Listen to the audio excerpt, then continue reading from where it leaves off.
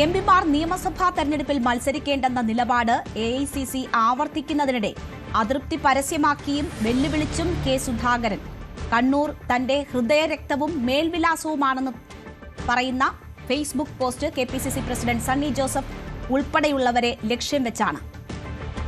തന്റെ കൈപിടിച്ച് പ്രവർത്തിച്ചവരും വളർന്നവരുമാണ് കണ്ണൂരിലെ നേതാക്കൾ. കടന്നുവന്ന കനൽ വഴികൾ മറ്റുള്ളവർക്ക് മറക്കാൻ ആകുമെങ്കിലും തനിക്ക് മറക്കാനാകില്ലെന്നും സുധാകരൻ തുറന്നടിച്ചു. സുധാകരനെ അനുനയിപ്പിക്കാൻ ഹൈക്കമാൻഡ് നീക്കം തുടങ്ങി. രാഹുൽ ഗാന്ധി സുധാകരനുമായി സംസാരിച്ചു. കണ്ണൂരിൽ മടങ്ങിയെത്തിയ സുധാകരൻ മറ്റന്നാൾ വീണ്ടും ഡൽഹിക്ക് പോകും. പാർട്ടി തീരുമാനവുമായി മുന്നോട്ടു പോകുമെന്ന് കെ സുധാകരൻ പറഞ്ഞതായി KPCC പ്രസിഡന്റ് സണ്ണി ജോസഫ് പ്രതികരിച്ചു.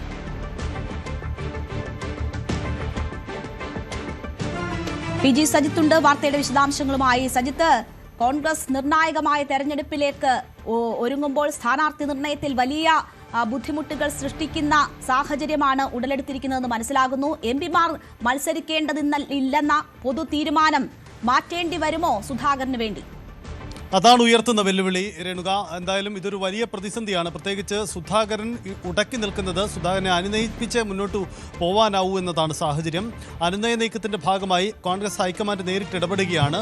രാഹുൽ ഗാന്ധി സുധാകരനെ വിളിച്ചു. ഒടുവിൽ 15-ാം തീയതി ഡൽഹിക്ക് മടങ്ങിപ്പോവാനാണ് സുധാകരന്റെ തീരുമാനം.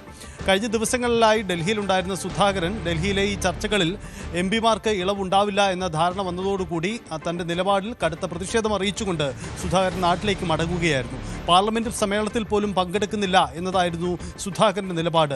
സുധാകരൻ നാട്ടിൽ തിരികെ വന്നതോടെ സുധാകരൻ അനുകൂലികൾ അതിശക്തമായ നീക്കങ്ങൾ ആരംഭിച്ചിട്ടുണ്ട്. കണ്ണൂർ കേന്ദ്രീകരിച്ചുകൊണ്ട് വലിയ നീക്കങ്ങളാണ്. യുവ നേതാക്കളൊക്കെ സുധാകരന്റെ വീട്ടിൽ ഒത്തുകൂടി സുധാകരന് വേണ്ടി ശക്തമായ വാദങ്ങൾ ഉന്നയിക്കുകയാണ്. കണ്ണൂരിന്റെ നഗരമേഖലകളിൽ DCC ഓഫീസിന് മുന്നിലടക്കം സുധാകരന് വേണ്ടിയുള്ള പോസ്റ്റർ പ്രത്യക്ഷപ്പെട്ടു കഴിഞ്ഞു. ഈ തരത്തിലുള്ള കടുത്ത നീക്കങ്ങളാണ്. എന്തായാലും സുധാകരനെ എങ്ങനെ അനുനയിപ്പിക്കുമെന്ന കുഴയ്ക്കുന്ന ഒരു വിഷയമാണ് കോൺഗ്രസിന് മുന്നിലുള്ളത്. സുധാകരന്റെ മാത്രമായി ഇളവ് അനുവദിച്ചാൽ അത് മറ്റ് MPമാരുടെ സമ്മർദ്ദം കൂടി ഉണ്ടാവും. അങ്ങനെയെങ്കിൽ അതുണ്ടാക്കുന്ന പ്രതിസന്ധി എന്താണ്? ഇതാണ് അവരെ കുഴയ്ക്കുന്ന വിഷയം.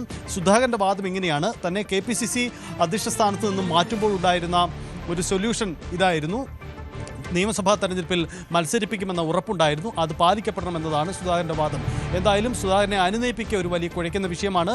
രാഹുൽ ഗാന്ധി ഇടപെട്ടതോടുകൂടി സുധാകരൻ അനുനയപ്പെടുമോ, മയപ്പെട്ട് പാർട്ടി തീരുമാനത്തിനൊപ്പം നിൽക്കുമോ എന്നാണ് കണ്ടറിയേണ്ടത്. ഇതിന് പുറമെ സംസ്ഥാനത്തിന്റെ മറ്റു പല ഭാഗങ്ങളിലും വിമത നീക്കം കോൺഗ്രസിൽ ഉണ്ടാവുന്നുണ്ട്. ഡൽഹി ചർച്ചകളെ ആകെ തന്നെ ബാധിക്കുന്ന രീതിയിലാണ് കോൺഗ്രസിലെ ചർച്ചകൾ മുന്നോട്ട് പോകുന്നത്.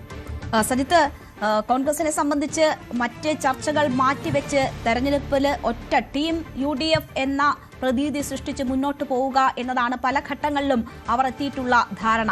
അതിനെ തകിടം മറിക്കുന്ന രീതിയിൽ ഈ വിവാദങ്ങൾ സീറ്റ് വിഭജനവുമായി ബന്ധപ്പെട്ടും ഒപ്പം തന്നെ സീറ്റ് അനുവദിക്കുന്നതുമായി ബന്ധപ്പെട്ടുമുള്ള വിവാദങ്ങൾ എത്തിച്ചേരുന്ന സാഹചര്യങ്ങൾ ഉണ്ടാകുമോ? പലയിടങ്ങളിലും നേതാക്കൾ സമ്മർദ്ദം തുടരുന്നു എന്നതാണ് മനസ്സിലാകുന്നത്. സുധാകരൻ ഏതെങ്കിലും തരത്തിൽ സുധാകരന് സീറ്റ് അനുവദിക്കുന്ന സാഹചര്യം ഉണ്ടായാൽ സീറ്റ് മോഹികളായ മറ്റ് MLAമാർ സമാനമായ നിലയിൽ അവകാശവാദം ഉന്നയിക്കുന്ന സാഹചര്യം വരും. അപ്പോൾ വലിയ പ്രതിസന്ധിയിലേക്കാണോ കാര്യങ്ങൾ നീങ്ങുന്നത്, അതോ ഹൈക്കമാൻഡിന്റെ ഇടപെടലിൽ മഞ്ഞുരുകുമോ? തർക്കങ്ങൾ ഒഴിവാക്കി ഇത്തവണ ഒന്നിച്ചു പോകും. ഇതായിരുന്നു കോൺഗ്രസിന്റെ അവകാശവാദം. എന്തായാലും കോൺഗ്രസിന് മുന്നിൽ പതിവ് തർക്കമുഖങ്ങൾ തന്നെയാണ് ഇത്തവണയും ഉണ്ടാവുന്നത്. പോസ്റ്റർ നീക്കങ്ങളും പലയിടങ്ങളിലും വിമത നീക്കങ്ങളും പരസ്യ പ്രതിഷേധങ്ങളും ഒക്കെ പ്രകടമാണ്. സംസ്ഥാന വ്യാപകമായി തന്നെ പലയിടങ്ങളിലും സീറ്റ് മോഹികൾ അത്തരം നീക്കം നടത്തുന്നുണ്ട്. ഇത്തവണ പക്ഷേ കോൺഗ്രസിന് അനുകൂലമായ ഒരു ഘടകമുള്ളത് നേരത്തെ ആരംഭിച്ചു എന്നതാണ്. ഇനിയും ദിവസങ്ങളുണ്ട്. തെരഞ്ഞെടുപ്പ് പ്രഖ്യാപിച്ചിട്ട് പോലുമില്ല. അതുകൊണ്ട് തന്നെ സമയമുണ്ട്. ആ സമയത്തിൽ ഈ തർക്കങ്ങൾ പരിഹരിക്കാം. ഇതാണ് കോൺഗ്രസിന്റെ ഒരു പ്രതീക്ഷ. ഇന്ന് സണ്ണി ജോസഫ് പങ്കുവച്ച വികാരവും അതുതന്നെയാണ്. കാരണം ഇനിയും സമയമുണ്ടല്ലോ, തീരുമാനമെടുക്കാം. ഇക്കാര്യത്തിൽ അന്തിമ തീരുമാനമായിട്ടില്ല എന്ന വാദമാണ്. എന്തായാലും ഈ അതൃപ്തികളെയൊക്കെ പരിഹരിച്ചുകൊണ്ടുള്ള ഒരു നീക്കത്തിലേക്ക് പോകാൻ ഡൽഹി ചർച്ചകൾക്ക് ഇനിയും കഴിയുമെന്ന് അവർ പ്രതീക്ഷിക്കുന്നുണ്ട്. വരും ദിവസങ്ങളിൽ ആ നീക്കം ഉണ്ടാവുമെന്ന് കരുതാം.